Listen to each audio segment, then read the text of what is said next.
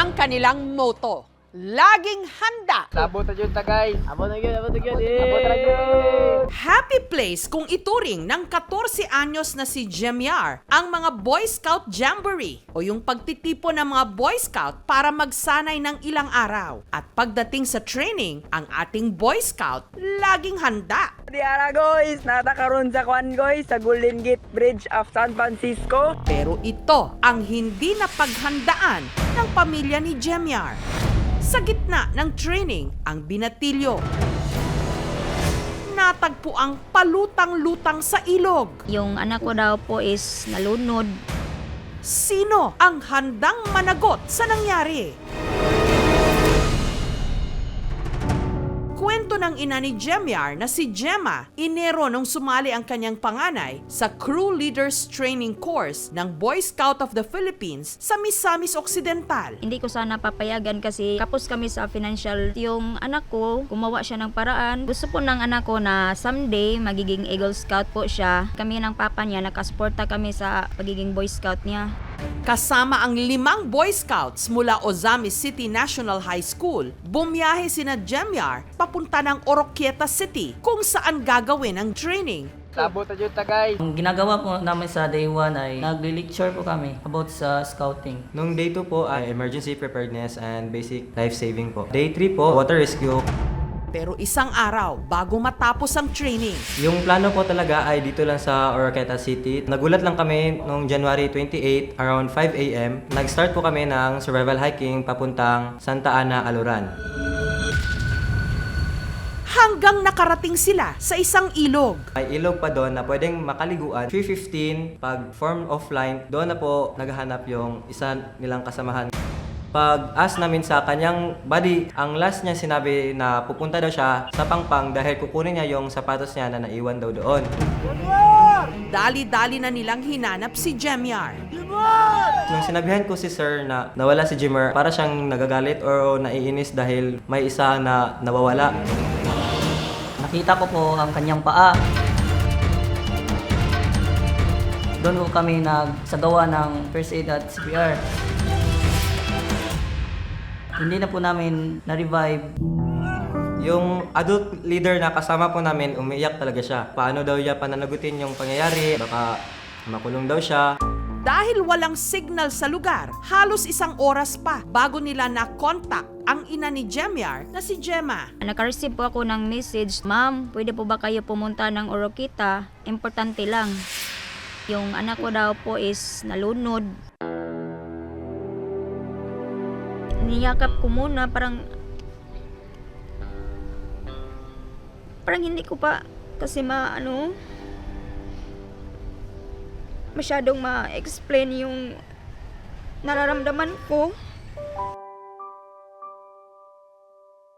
Yung papa niya, tinry niya CPR. Parang ginawa namin lahat kahit sa tingin ko alam ko na wala na, pero parang at least man lang may ginawa kami. Wala na talaga. Nag-i-expect kasi ako na uuwi sana siya sa birthday ko. Sobrang sakit, sir. Parang hindi ko na kaya yata mag-celebrate ng next birthday ko pa. Kasi kulang na kami. Ang Boy Scouts of the Philippines, samahang pangkabataan na ginawa sa bisa ng Commonwealth Act 911 taong 1936 na sinasalihan hanggang ngayon ng mga estudyante mula elementary hanggang college. Ito ay kinikilala ng Department of Education bilang isang co-curricular activity. And Scouting provides a very good combination of learning skills, character development, giving our Scouts opportunity to be self-reliant through the Scout method. Yung objectives ng Scouting very aligned with the core values of the department, which is maka-Diyos, makabayan, makatao, makakalikasan. Hindi lamang sa academics siya mag-excel, kundi sa social development. Pero sa nakalipas na mga taon, may mga napaulat na naaksidente sa kanilang Boy Scout Jamboree. October 2004, 7 Boy Scouts ang aksidente ring nalunod sa bayan ng San Joaquin sa Iloilo. Pero ang pinakamalaking trahedya na kinasangkutan ng Boy Scouts nangyari noong July 28, 1963. Papunta sana ng Greece ang 24 na Boy Scouts na kinatawan ng Pilipinas para dumalo sa 11th World Scout Jamboree nung ang sinakyan nilang United Arab Airlines Flight 869 bumulusok sa Arabian Sea sa India. Ang 63 mga crew at mga pasahero, kabilang na ang 24 na Pilipinong mga Boy Scout, hindi nakaligtas. Magpahanggang ngayon, sariwa pa rin sa alaala ng mga kaanak ng mga sinawimpalad na Boy Scout ang nangyari. My mom received a call and I saw my mom crying. Ayaw niya palata sa amin what's going on. Ako ay nagulat kasi kakaalis lang nila eh. Umaasa pa rin kami na sana hindi totoo yung nangyari. Wala pang masyadong balita at that time. We had to wait for newspaper reports. Ang mas masaklap, ilang bahagi na lang ng mga katawan ng 5 sa kanila ang na-recover. The night before sila alis, when my brother was packing, my mother went into his room and saw a scar at his back. And that was what helped her identify my brother. Ang mga kaanak ni Scout Ramon Albano, dahil hindi na na-recover pa ang kanyang labi, mga gamit na lang niya ang kanilang inilibing. Yung damit niya, yung blanket niya, sapatos niya, yun ang binalot ng mami because they wanted to come up with the coffin. Yung grief na yan by the families of the 24 was shared also by the whole country. Yung insurance money na nabigay sa amin, ginawa ng tatay ko, pinasok niya sa isang foundation. Hanggang ngayon, gumagawa pa kami ng donasyon sa mga activities ng Boy Scout. Bilang pag-alala sa mga sinawimpalad na Boy Scouts, ipinangalan sa kanila ang ilang mga kalsada sa Quezon City. Sa Rotonda, kung saan nagtatagpo ang mga kalye ng Tomas Morato at Timog Avenue, pinatayuan sila ng monumento.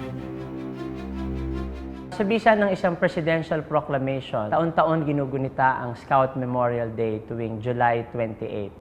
Ang trahedya hindi naging dahilan para iwaksi ng mga pamilya ang pagbo-Boy Scout. Katunayan, ang kanilang mga kaanak, aktibong scout leader pa rin ngayon. Nakakataba ng puso. Naging inspiration nila ang 24 Boy Scout Hero. Kasi bigyan nila ang buhay at the young age ang magiging mabuting mamamayan para sa ating bansa. Samantala, si Gemma, masama ang loob sa mga nag-organisa ng training ng kanyang anak na si Jemiar. Wala na silang itinerary na pupunta sila ng Aluran. During the activity po na kinakandak nila, sa pagkakaalam ko po is walang nakatanbay na emergency responder. Ang pinagtataka lang po namin, isa lang yung scout leader na nagdala sa 63 ata yun na mga bata. Yung adult leader nag-change ng itinerary, hindi niya ako ini-inform. Dapat hindi niya dinala yung mga bata. The adult leader will be suspended. Di na siya kasali sa training teams in the whole Philippines. If it is within the control of the teacher at nakikita natin na there is a lapse on the part of the teacher or adult leader that is assigned to that scout, maaari naman tayong dumaan pa rin sa ating administrative procedures.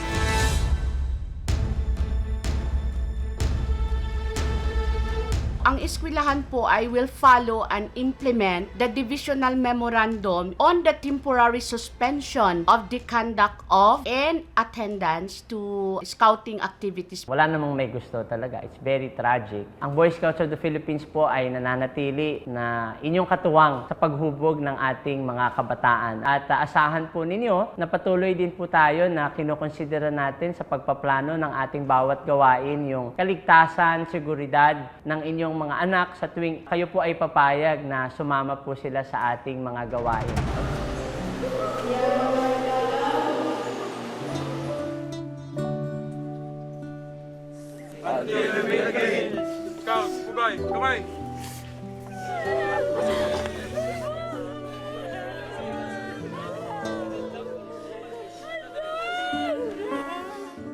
To our kuya, kung nakikita mo at naririnig mo si mama, sana lang natanggap mo na yung nangyari sa'yo kasi ako parang hindi pa. Sa ipinamamalas nilang katapangan at kabayanihan, ang ating mga Boy Scout nararapat saluduhan.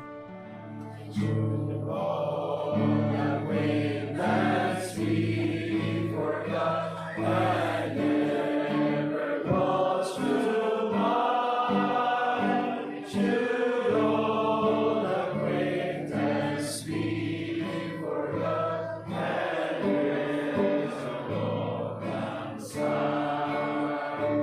Thank you so much mga kapuso. Kung nagustuhan niyo po ang videong ito, subscribe na sa GMA Public Affairs YouTube channel. Don't forget to hit the bell button for our latest updates.